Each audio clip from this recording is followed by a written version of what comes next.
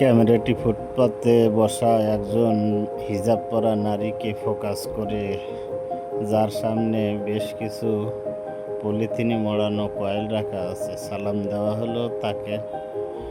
রাস্তার পাশে ওই সাধারণ বিক্রেতার কাছে যান, কয়েলগুলো দিয়ে জিজ্ঞাসাবাদ শুরু করেন, এগুলো কি কিনে আনা হয়েছে? আপনি এগুলো কি কিনে এনে বিক্রি করেন?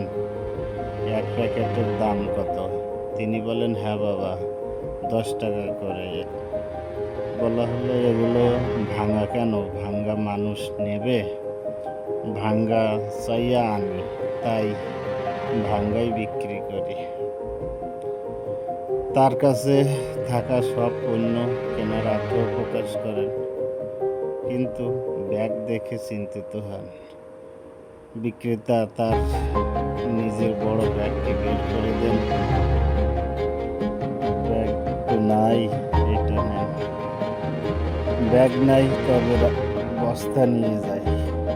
এগুলো আপনি কয় টাকা করে কিনেছেন? তিনি বললেন, কেজি 40 টাকা করে কিনে আনি। 1 কেজিতে 5টা প্যাকেট মতো হয়।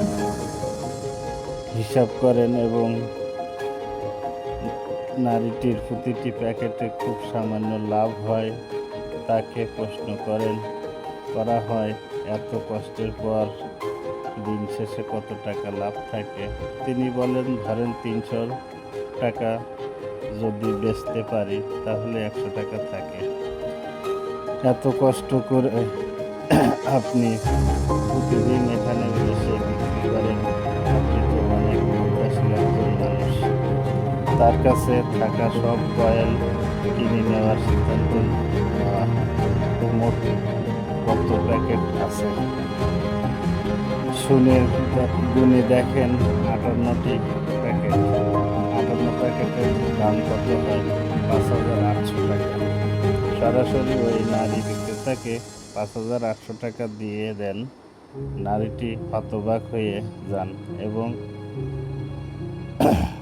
তার প্রতি কৃতজ্ঞতা প্রকাশ করেন। আমরা চেষ্টা করছি, তার পরিশ্রমের মূল্যটা অত্যন্ত, আজ যেন সে একটু স্বস্তিতে পায়।